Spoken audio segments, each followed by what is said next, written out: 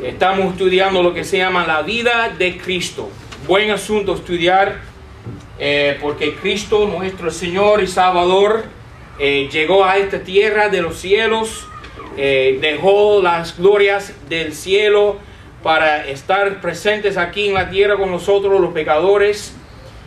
Nació en este mundo vil y vivía en Palestina 33 años, y el único hombre perfecto que haya vivido en la historia de la humanidad, crucificaron.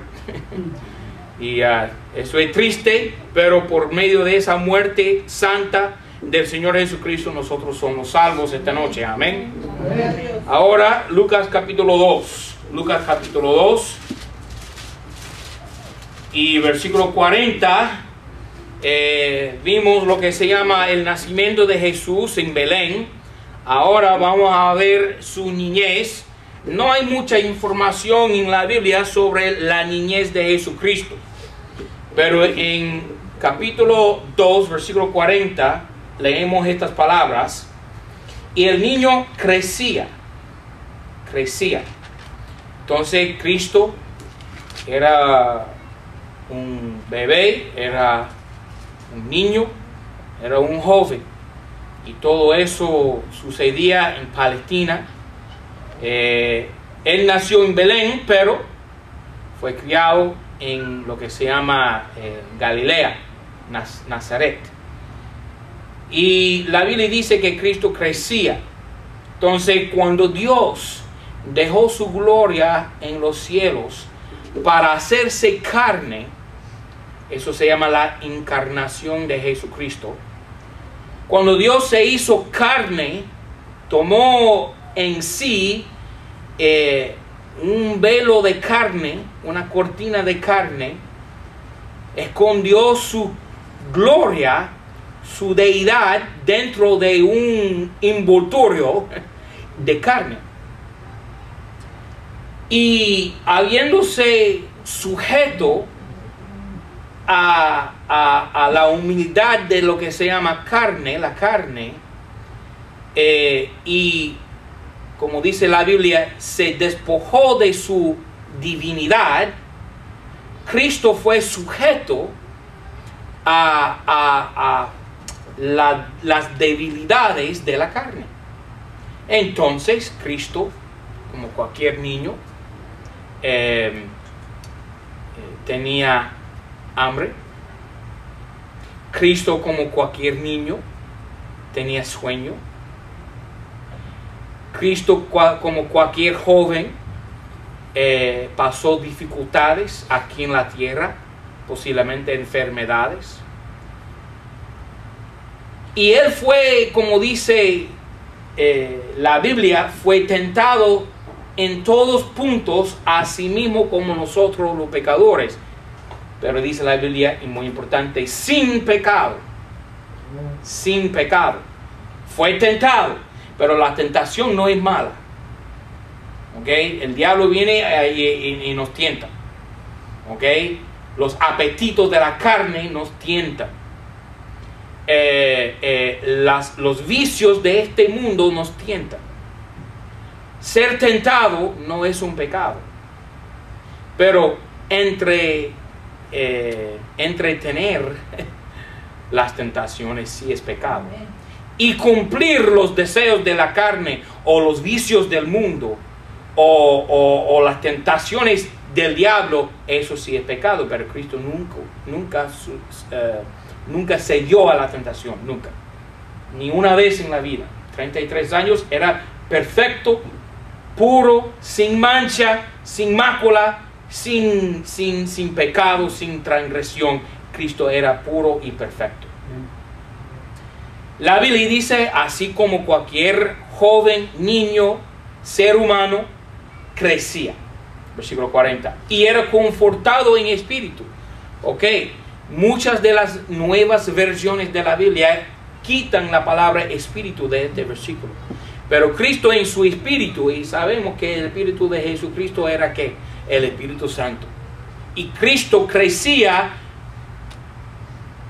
corporalmente, carnalmente, también crecía en el Espíritu.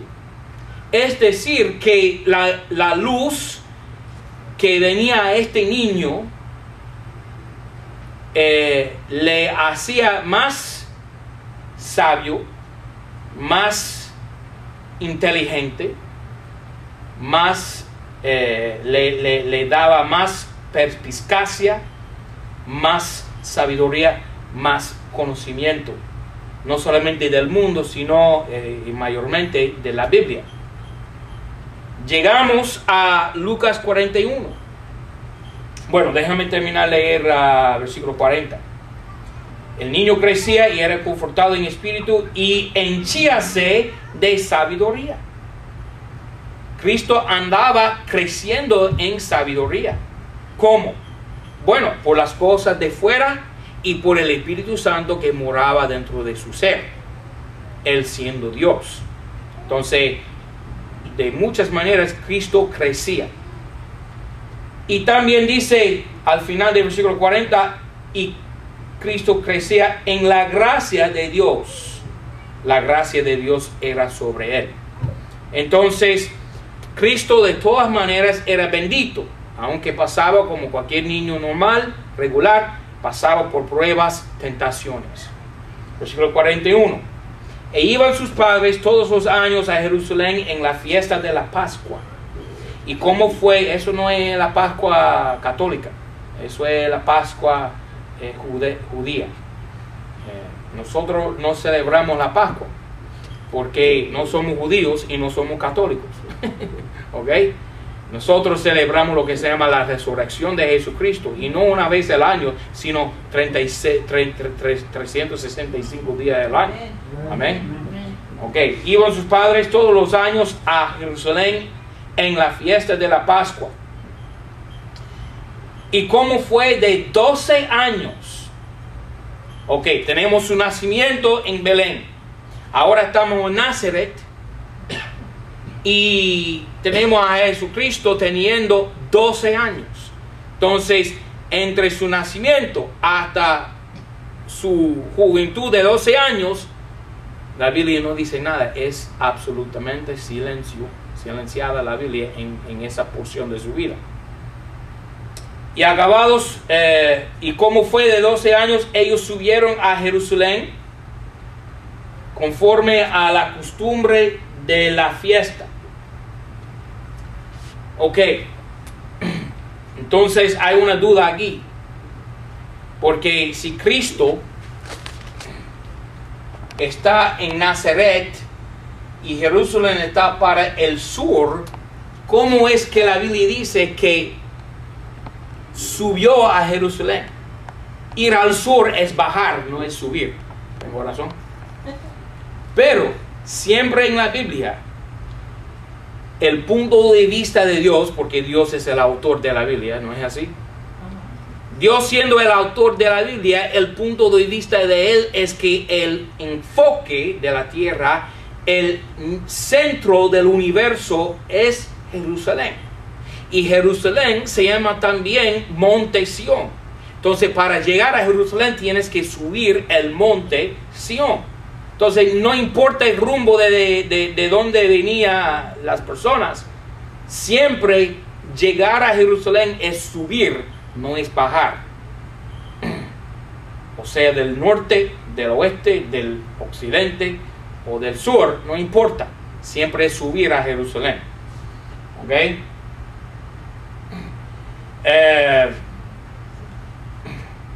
Y acabados los días, versículo 43, volviendo a ellos, se quedó el niño Jesús en Jerusalén, sin saberlo José y su madre, y pensando que estaba en la compañía. Entonces ellos fueron a Jerusalén con todo el mundo, los parientes, los vecinos, muchas personas fueron a Jerusalén para celebrar la Pascua judía.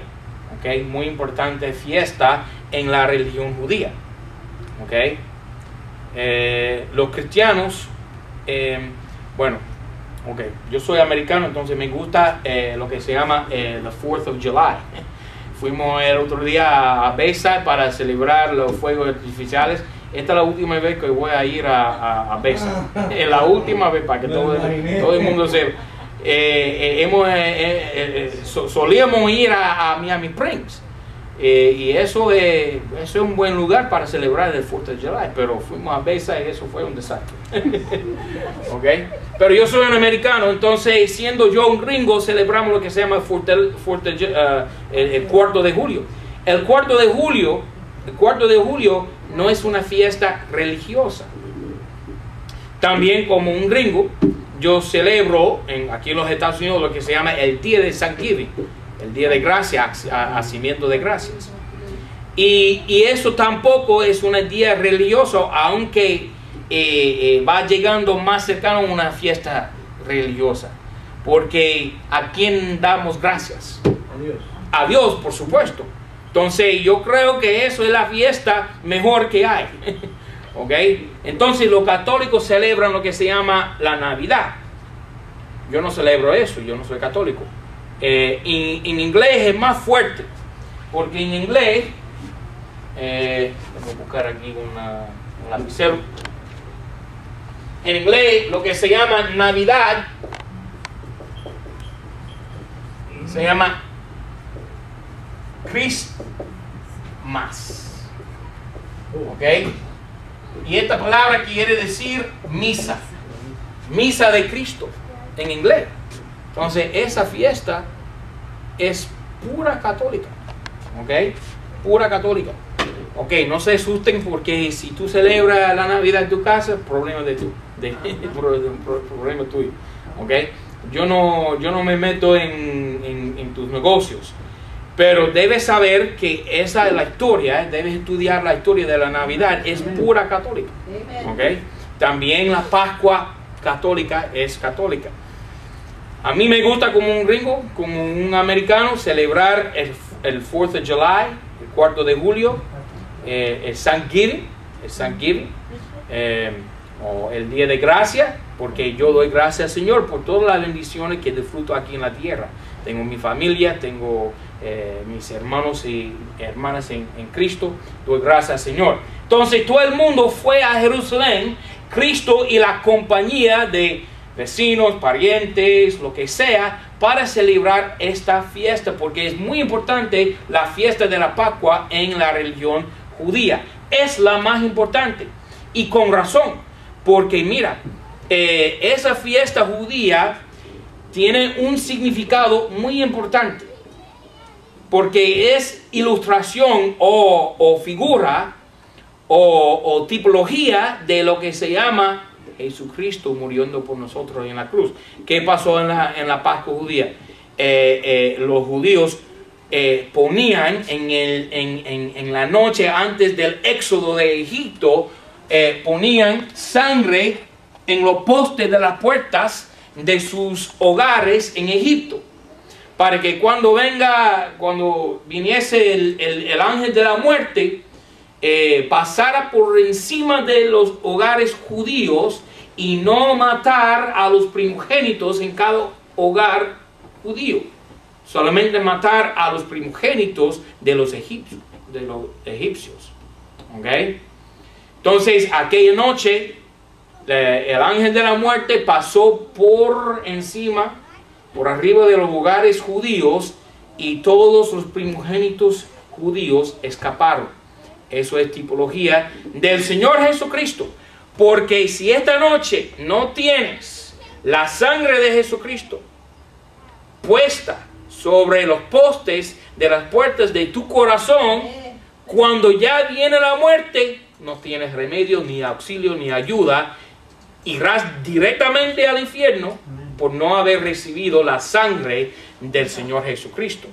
Entonces, muy fuerte tipología es la Pascua judía, tipología de Jesucristo.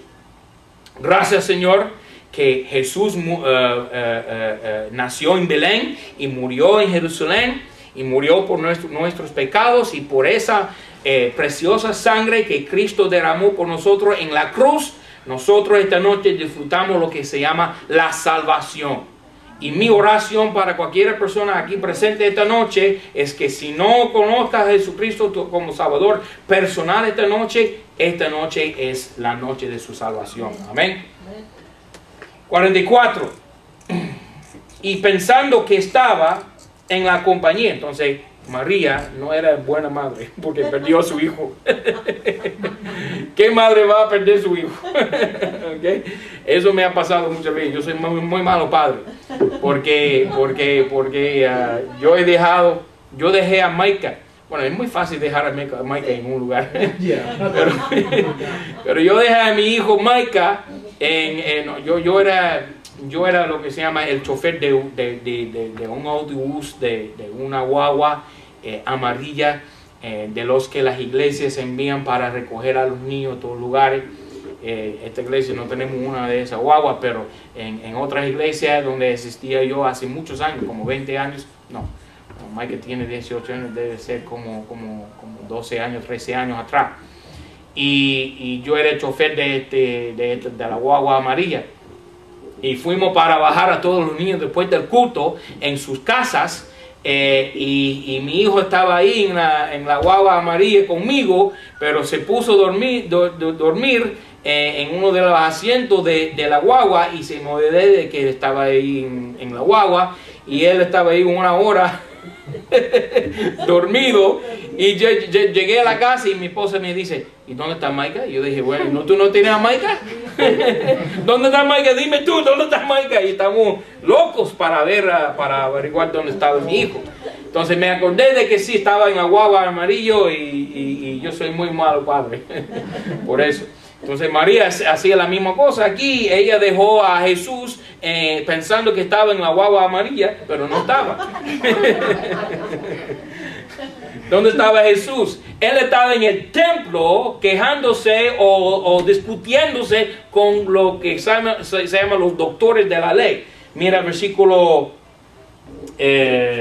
44. Y pensando que estaba en la compañía, anduvieron camino de un día de viaje fuera de Jesús, sin Jesús, habiendo dejado a Jesús en Jerusalén, y le buscaban entre los parientes y entre los conocidos, y como no le hallasen, volvieron a Jerusalén buscándole, y aconteció que 3 días después le hallaron en el templo. 3 días habían perdido. María era muy mala madre, y José un padre peor, ¿ok?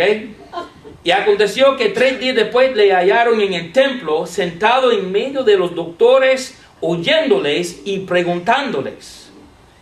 Y todos los que le oían estaban fuera de sí por su entendimiento y respuestas. Un niño de 12 años enseñando a doctores de la ley. ¿Ok? Entonces es verdad el versículo que dice que Cristo crecía y que se hinchábase de sabiduría, y la gracia del Señor estaba sobre él. Amén. Ok. Ahora, la Biblia solamente menciona, en cuanto a la juventud de Jesucristo, este acontecimiento de Cristo en el templo con los doctores de la ley. Aparte de eso, la Biblia no menciona más nada de su vida. Y comienza desde este evento en adelante, comienza lo que se llama los 18 años de silencio. 18 años de silencio. Es decir, que Cristo no aparece más hasta que tenga 30 años. Desde 12 años hasta 30 años, la Biblia no menciona nada de su vida. Y el corazón del hombre es tan oscuro para querer saber lo que pasaba durante esos 18 años. ¿Ok? Entonces los hombres inventan lo que se llama otros evangelios apócrifos aparte de la Biblia, para inventar la vida y el tiempo perdido de 18 años que no menciona la Biblia. Pero nosotros no creemos nada de esas cosas.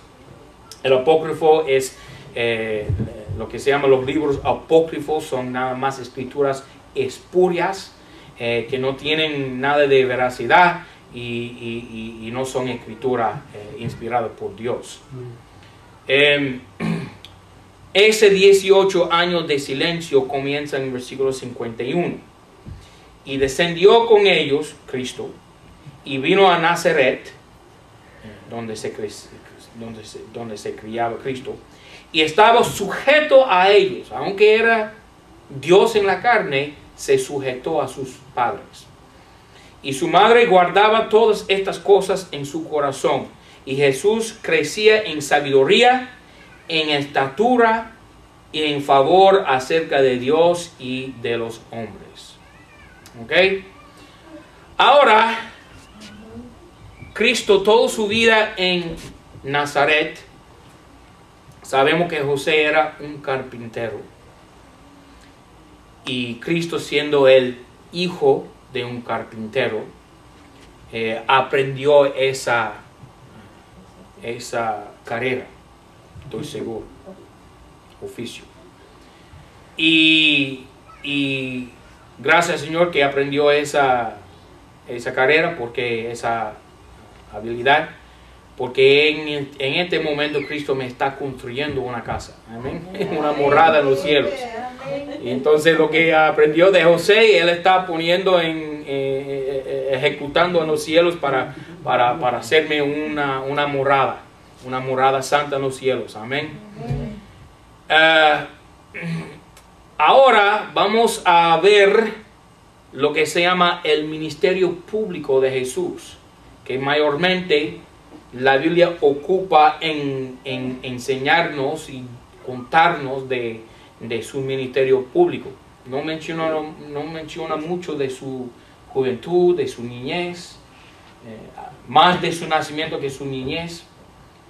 Pero mayormente los 4 evangelios, Mateo, Marcos, Lucas y Juan, nos cuentan su ministerio público de 3 años y medio. 3 años y medio.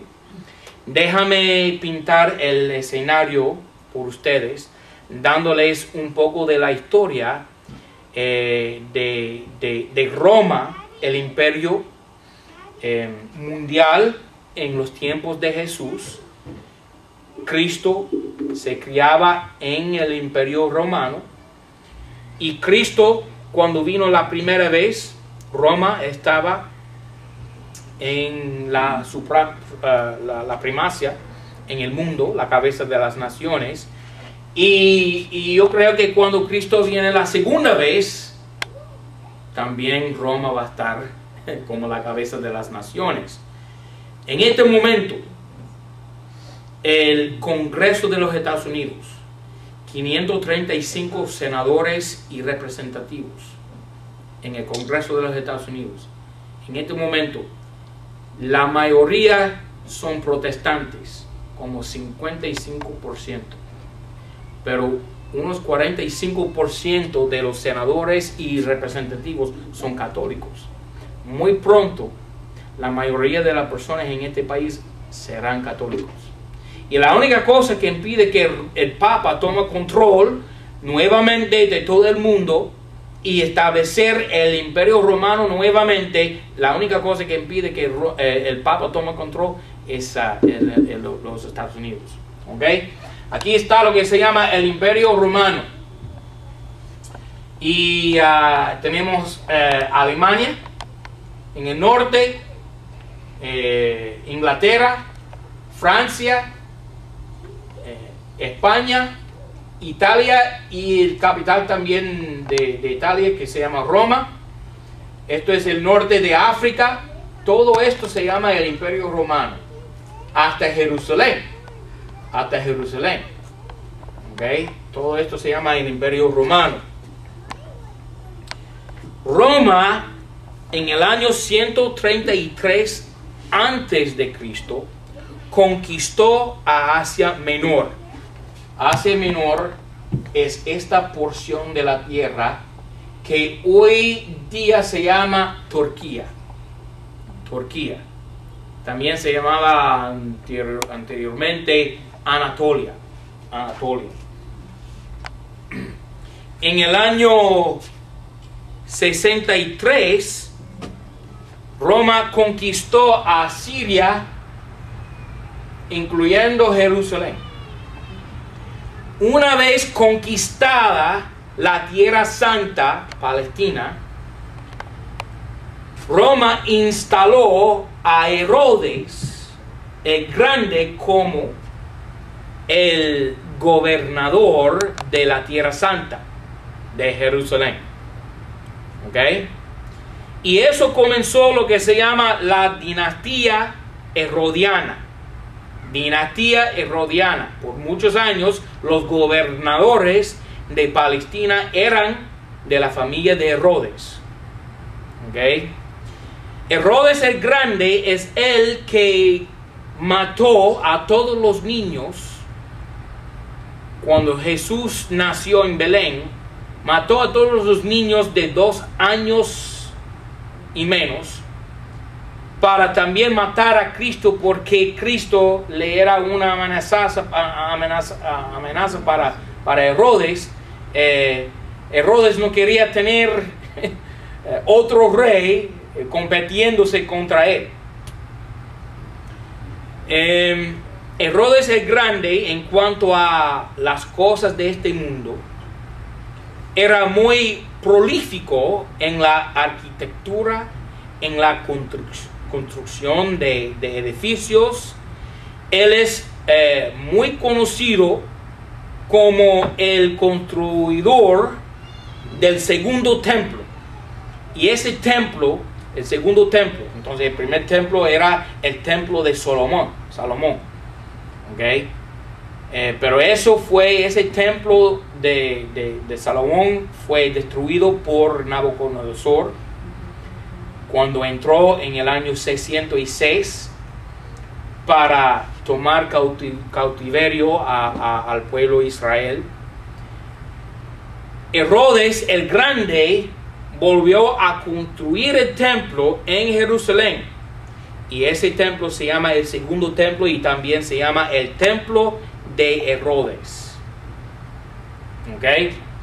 Y ese segundo templo de Herodes era el templo que asentaba sobre el monte del templo. Mira Juan 2:20. Juan 2:20. Juan 2:20.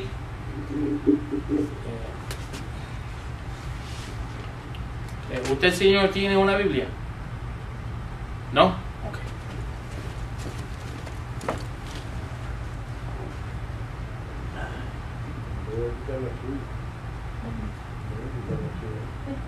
No, está.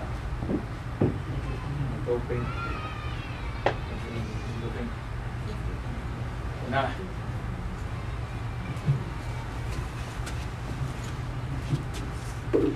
Ok, Juan 2:20 dice la palabra de Dios. Dijeron luego los judíos: en 46 años fue este templo edificado, y tú en 3 días lo levantarás. Ok, 40 y cuántos años, 46 años. Herodes el Grande estaba construyendo el templo, el segundo templo en Palestina, en Jerusalén. Ok, este rey Herodes se casó 10 veces. Muy prolífico en la construcción y en el casamiento. Ejecutó a 2 de sus esposas. ¿Ok? Entonces, las mujeres que no hacen caso a sus maridos, degollarlo. ¿Ok? También mató a 3 de sus hijos. Entonces, los niños que no obedecen a sus padres, mátalos, según Herodes. Él ordenó, como dije, la matanza de los niños en Belén. Su reino fue dividido en 3 partes después de su muerte. ¿Ok? Su hijo Arquelao tomó la parte sureña, que se llama Judea.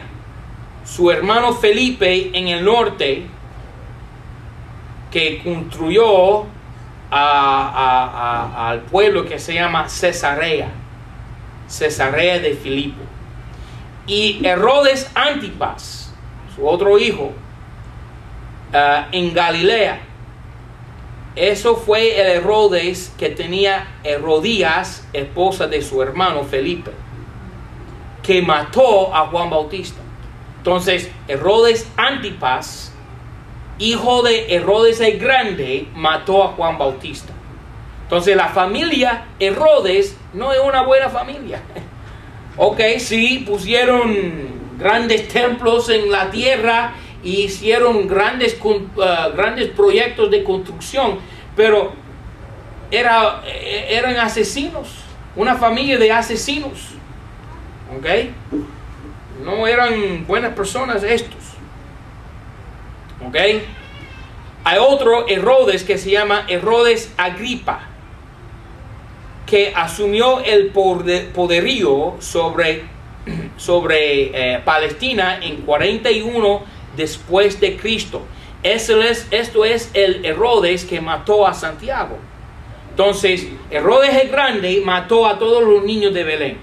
Herodes Antipas mató a Juan Bautista, y Herodes Agripa, su nieto, mató a Santiago el apóstol. Entonces, esos tres Herodes, en el día de juicio, ellos van a pasar una prueba tremenda. Hay otro Herodes que asumió el poderío en el año 60, Herodes Agripa, el segundo. ¿Ok?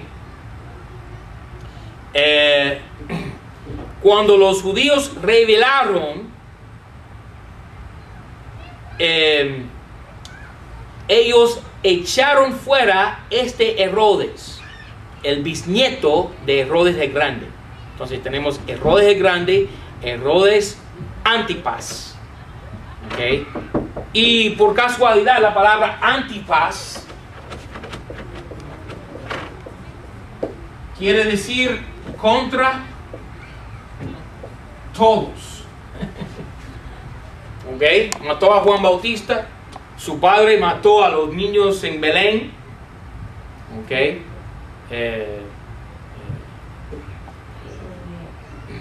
Y su nieto, el nieto de Herodes el Grande, mató a Santiago. Entonces los judíos le recompensaron sus favores y le echaron de Jerusalén en el año 66 después de Cristo. Y cuando el imperio romano, el emperador romano Tito entró a Jerusalén en 70, destruyó el templo de Herodes el Grande. Entonces esa familia fue destruida completamente, ¿ok? Por el imperio romano y por los judíos.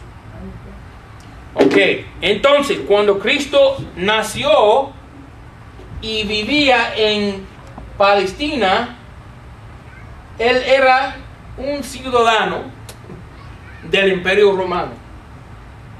Y eso fue el escenario en los días de Jesucristo. Ahora llegamos a lo que se llama el ministerio público de Jesucristo. Mira por favor Marcos 1. Marcos 1. Marcos 1.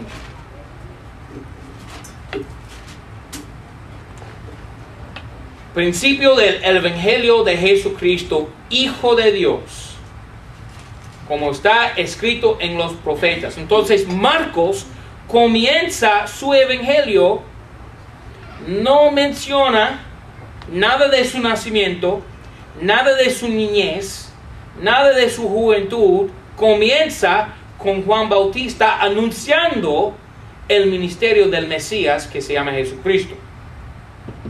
Y él lo dice, principio del evangelio de Jesucristo. Juan Bautista anuncia el ministerio del Mesías diciendo o predicando o pregonando lo que se llama el bautismo de arrepentimiento para remisión de pecados. Mira versículo, mira Mateo 3. Mateo 3.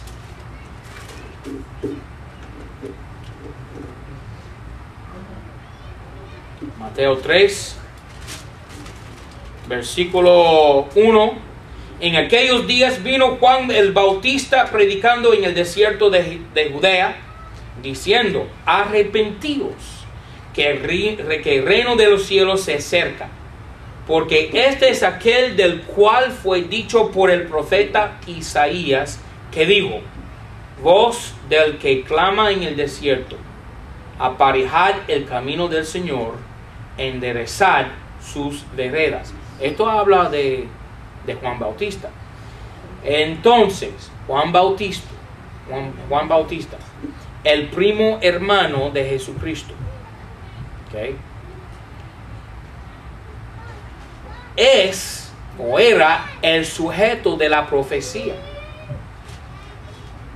Entonces, no solamente profetizó Isaías sobre Cristo, sino también sobre su primo hermano Juan Bautista. Entonces, Juan Bautista es una figura muy importante en la Biblia. ¿Ok? Mira unas páginas atrás, Malaquías 4. Malaquías 4. Juan Bautista es la voz que anuncia a Cristo. ¿Ok? Malaquías 4, versículo 5. He aquí que yo os envío a Elías, el profeta, antes que venga el día de Jehová grande y terrible. Entonces, Juan Bautista fue su nacimiento o su ministerio como el cuerno de salud para anunciar a Jesucristo, al Mesías. Ese ministerio de Juan Bautista fue profetizado en la palabra de Dios. Juan Bautista es muy importante persona en la Biblia, muy importante personaje. Ahora, Juan Bautista predicaba un evangelio distinto al evangelio que nosotros predicamos hoy en día. Nosotros predicamos lo que se llama el evangelio de la gracia de Dios, la muerte, sepultamiento y resurrección de Jesucristo. Eso es el mensaje que nosotros predicamos. Pero Juan Bautista está predicando otro evangelio que tiene que ver con el arrepentimiento, ¿ok?, para remisión de los pecados. ¿Ok? Eso es otro evangelio. Él está diciendo al pueblo de Israel: traed, dice Juan Bautista al pueblo de Israel, traed obras, ¿ok?, dignas de arrepentimiento, ¿ok?, fruto. Él quería ver fruto.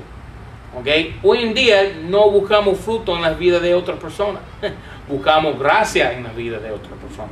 ¿Okay? Hay una diferencia, ¿no? Hay muchos cristianos hoy en día que dicen: bueno, yo no veo fruto en su vida. No es tu deber buscar fruto en la vida de uno. Ese es el deber de Jesucristo. ¿Ok? Posiblemente el fruto que el Señor está buscando de una persona no es el mismo fruto que tú buscas. ¿Ok? Amén. No somos jueces, nosotros no nos juzgamos uno a otro. ¿Ok? Nosotros exhortamos uno a otro. Hay una diferencia. ¿Ok? Mi deber es exhortarte y tu deber es exhortarme a mí, para que sepa, bueno, tú eres el pastor. Eso no importa ni un bledo. Lo que importa es que somos hermanos en Cristo. ¿Ok? Eso es lo que importa. Y tú tienes que exhortarme a mí. Y si no me exhortas, bueno, eso es un pecado. Y mi deber es exhortarte a ti. ¿Ok? Si te exhorto, posiblemente Dios hallará fruto en tu vida. Amén. Y si tú me exhortas a mí, bueno, el Señor está buscando fruto de mí también, de mi vida. Entonces, pero Juan Bautista estaba buscando fruto. ¿Ok? Diciendo: arrepientiésense. ¿Ok? ¿Quién? El pueblo de Israel. Eso es otro evangelio. ¿Ok?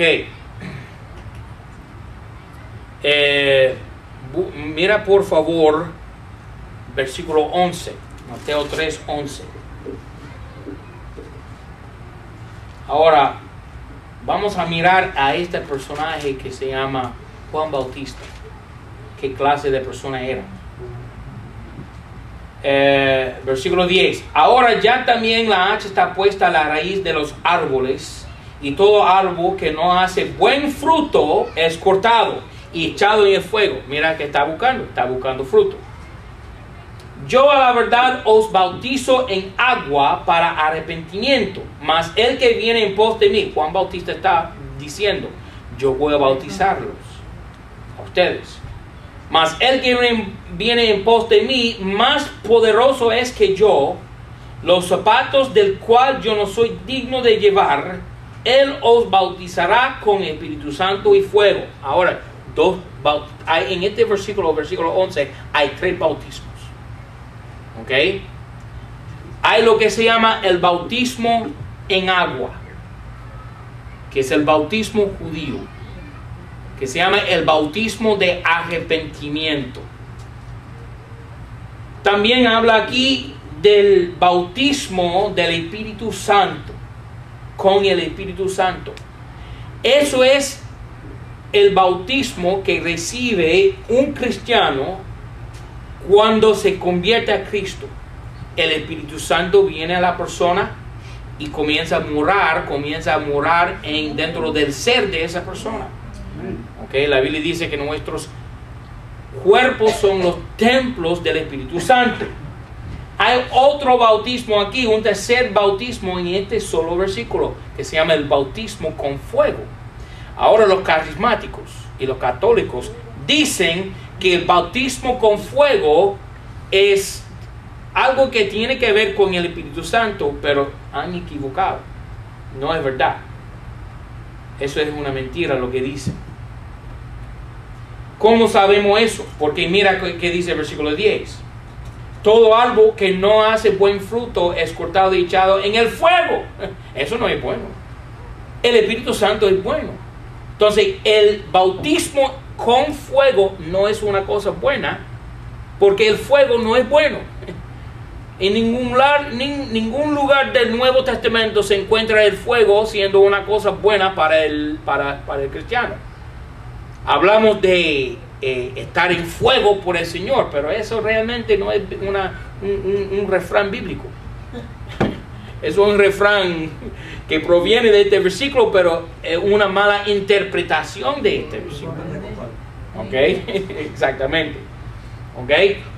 Pero no solamente tengo versículo 10 para bien interpretar versículo 11, bautismo con fuego, también tengo versículo 12.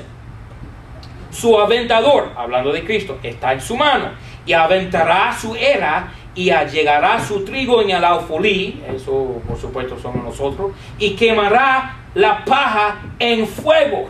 Otra vez más, el fuego es malo. ¿Cómo tú vas a tener un buen fuego en versículo 11 y un mal fuego en versículo 10 y un mal fuego en versículo 12? No, el contexto del pasaje nos señala cuál es la correcta interpretación de la palabra fuego. Entonces, Cristo es capaz de no solamente salvar a la persona, sino condenar a la persona, a la misma persona que rechace al Hijo de Dios. ¿Ok? Esto es Juan Bautista predicando. Él dice, Cristo que viene en pos de mí, Él es el Salvador, Él es el Mesías, Él es el que fue profetizado por los profetas de Israel, que viniese para salvar a su pueblo Israel. Él está anunciando lo que se llama la salud, ¿okay? El Mesías. Mira por favor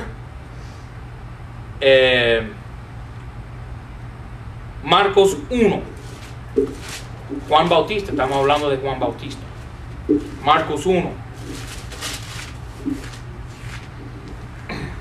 Marcos 1, versículo 7 dice: Juan Bautista predicaba diciendo, viene en pos de mí el que es más poderoso que yo, al cual no soy digno de desatar encorvado la correa de sus zapatos. Yo a la verdad os he bautizado con agua, mas Él os bautizará con el Espíritu Santo. ¿Ok? Él no menciona aquí el fuego. ¿Ok? Pero sí, Mateo lo mencionó. Mira cómo fue este personaje, este tipo que se llama Juan Bautista, versículo 6. Y Juan andaba vestido de pelos de camello. Él no tiene ni corbata, ni traje, ni zapatos de Gucci. ¿Ok? Andaba con ¿qué? Pelos de camello. Debe ser que él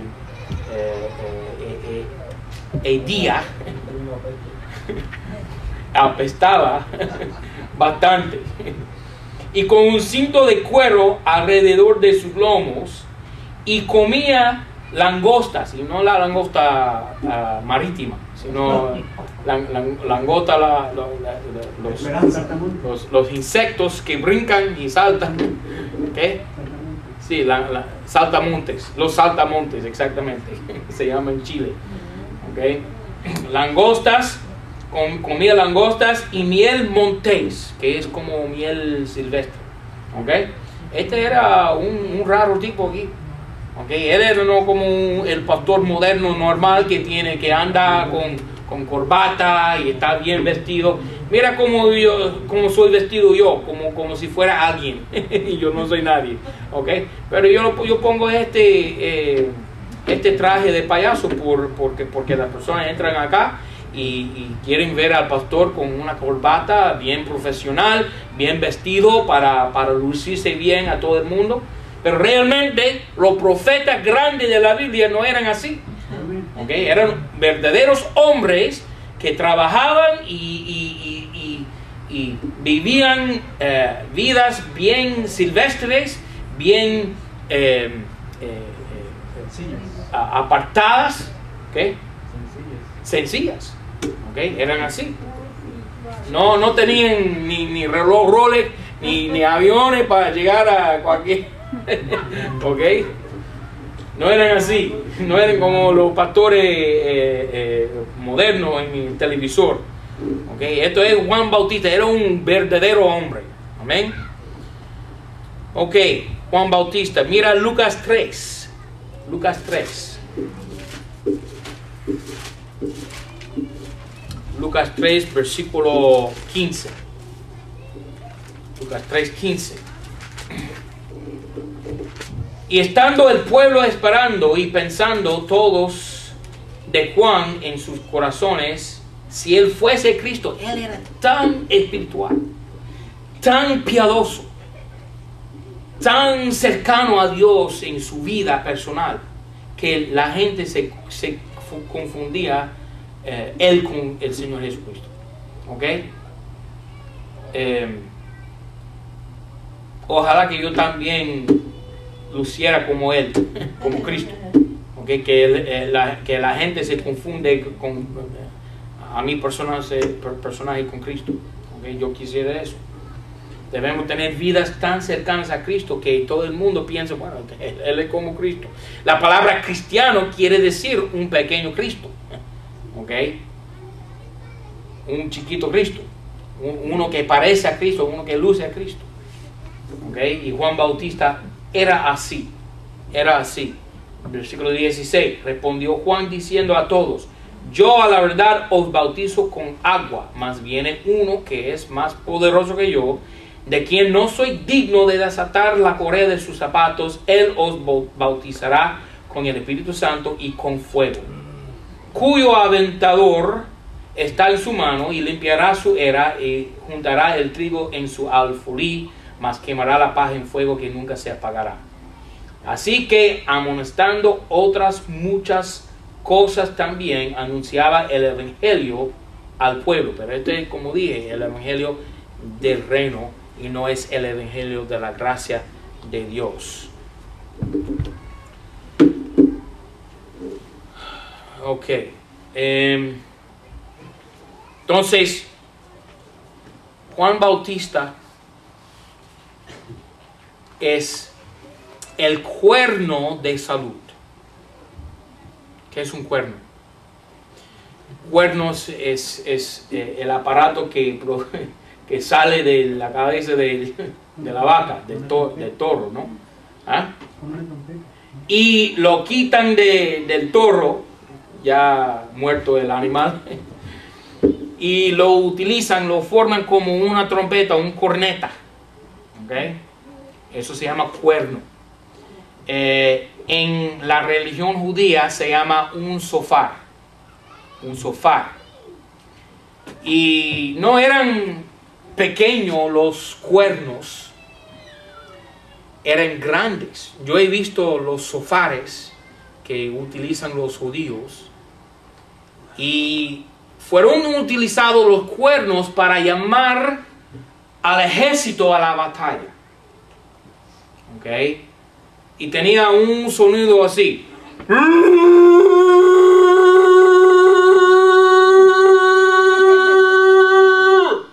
Así. George, hazlo. George, te toca. Entonces el sonido del sofar, del cuerno, era muy grande sonido. Y eso para llamar al pueblo, no solamente a la batalla, sino en este momento a su Mesías. Y su Mesías era para asentarse en el trono de David en Jerusalén y bajar al gobierno romano, destruir por completo el ejército romano y tomar control del mundo con Jerusalén como capital. Y Juan Bautista entonces tiene muy importante trabajo. Él es básicamente la voz de Dios en la tierra, anunciando el reino de Dios en la tierra. Qué buen trabajo tenía él. Yo quisiera también tener eso. Y sí lo tenemos, porque nosotros los cristianos hoy en día aquí en este barrio Hialeah o en la ciudad de Miami tenemos que el grande privilegio de anunciar el reino de Dios en los corazones de las personas que reciben, que se convierten a Cristo. Amén. Amén. Cada vez que nosotros repartimos un tratado, estamos haciendo la misma cosa que hizo Juan Bautista, anunciar su reino. Amén.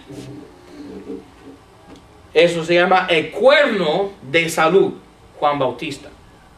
También la Biblia lo dice con L minúscula. De Juan Bautista dice el lucero. No el lucero con L mayúscula, porque la L mayúscula en Isaías 14:12 es el diablo.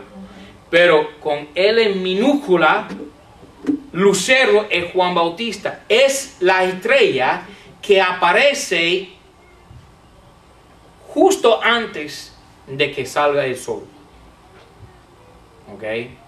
Por la mañana. Esa luz resplandeciente antes de que salga el sol se llama el lucero, es la estrella de la mañana, ¿ok? Es el planeta Venus y es tipología de Juan Bautista. Juan Bautista. Juan Bautista es el que, como dice la Biblia, enderece o apareja el camino del Señor. Muy importante persona en la Biblia. Ok. De ahí comienza lo que se llama el ministerio público de Jesucristo. Ok. Y eso va a comenzar aquí en Jerusalén, en la orilla del río Jordán.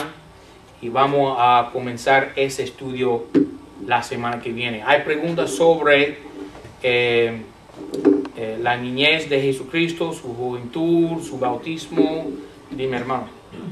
No precisamente por la juventud de la niñez de Cristo, pero en Cuba ahora yo discutía con un carismático, mi cuñado, que me decía que como yo entonces le explicaba el pasaje, que si el fuego ese no representa el Espíritu Santo, ¿cómo entonces en el Pentecostés le aparecieron lenguas como de fuego?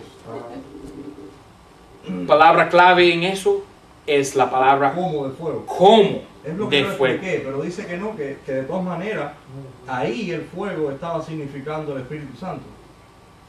Pero en el contexto, versículo 10, estamos hablando de Mateo 3, 10 a 12. Ahora, en el contexto, versículo 10, Juan Bautista muy claramente dice que él va a lanzar, los que no llevan el fruto apropiado, los va a lanzar en el fuego. Versículo 10. Versículo 11. Él os bautizará con el Espíritu Santo y fuego. Bueno, el fuego tiene que ser el fuego del versículo 10. También versículo 12 clarifica o aclara la cosa aún más cuando dice que él va a traer el trigo al alfolí o la paja. Mira las dos cosas.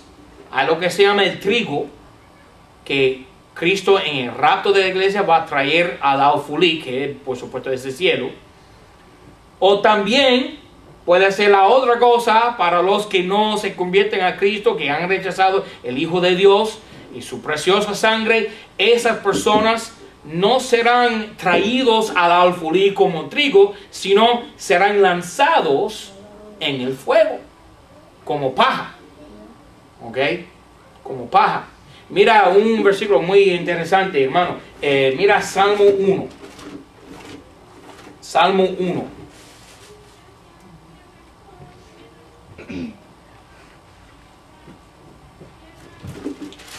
Salmo 1, que es profecía de Jesucristo. Bienaventurado el varón. ¿Quién es el varón bienaventurado? Cristo, ¿no? Que no anduvo en consejo de malos, ni estuvo en caminos de pecadores, ni se asentó en silla de burladores.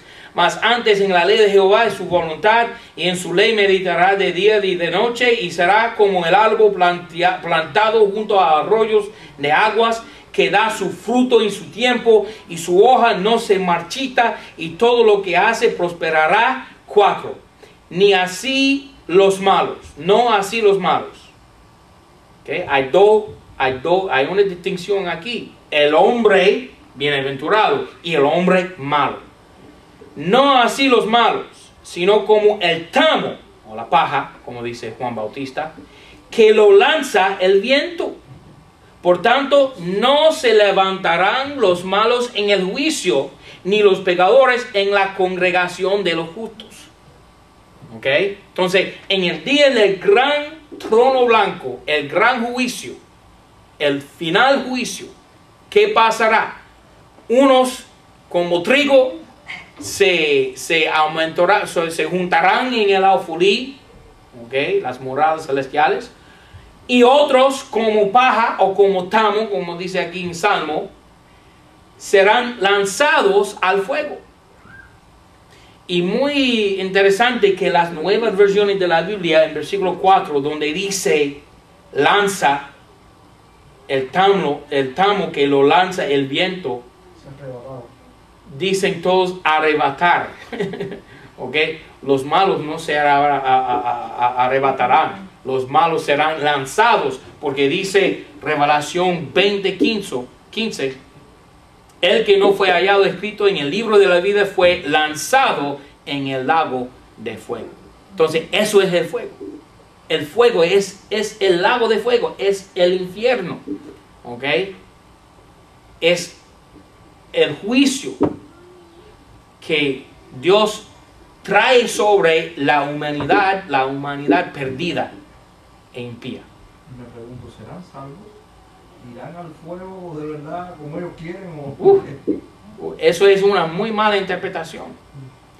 Yo entiendo, todo el mundo quiere el fuego del Señor, de una manera, queremos tener fervor, queremos ser calientes por el Señor, pero muy raras veces en el Nuevo Testamento usa ese lenguaje figurativo, hablando de los cristianos. El fuego tiene siempre un mal sentido en el Nuevo Testamento, eso es verdad. Otra pregunta. Sí. Pastor, el segundo templo que usted habló es Salomón en la casa de él o la casa de que él edificó para Dios. Ok, Salomón, hijo de David, edificó el primer templo en Jerusalén en el monte Sion. Ajá, ¿Verdad? Ajá, y también edificó para él una casa, ¿no? ¿Usted? Sí, una casa. Ajá. Sí, él edificó para sí una casa, Salomón. Pero también un templo para el Señor. Para el Señor. Y hasta el día de hoy, una de las paredes del templo original de Salomón está en Jerusalén y se llama muralla de llanto, ¿no? ¿Qué? El muro de la lamentación. ¿El muro de qué? Lamentación. Que los judíos van ahí y ponen sus oraciones en papelito ahí metido en los bloques, la piedra de la pared. Y están ahí llorando, meditando, orando al Señor en los cielos. Orando para que viniese su Mesías, sin saber que su Mesías ya vino. Porque Jehová no quiso que David hiciera el templo. Tiene razón usted. Jehová no quiso que David Mucha sangre. edificara porque había derramado mucho sangre. Ajá. ¿Okay? Salomón, su hijo, lo edificó. ¿Ok? Sí, señor. Puede ser, pastor, que los 18 años que nos tuvo, se estuvo preparando como nosotros en un instituto. Dígame. Puede que el Señor se hubiera estado preparando en esos 18 años que no habla la Biblia, como en un instituto, una cosa así, preparándose para su ministerio. Yo no me atrevo a decir que Cristo estaba estudiando en una universidad, un instituto bíblico, pero sí la Biblia dice que crecía, se hinchaba de sabiduría, debe ser que aprendía cosas. Él estaba preparándose como un carpintero, como un judío que estudiaba la ley de Moisés. Él estaba preparándose para su ministerio público. Entonces, que a los 12 años estaba enseñando a los maestros. Sí, a los 12 años, sí. Posiblemente él estaba también enseñando a otras personas. Debe ser. Amén. Okay. Debe ser. Sus hermanos o algunos de sus hermanos se convirtieron a él. Y es muy difícil convertir a los parientes de uno. Nadie es profeta en su tierra. Como dice la Biblia, el profeta queda sin honor en su propia casa.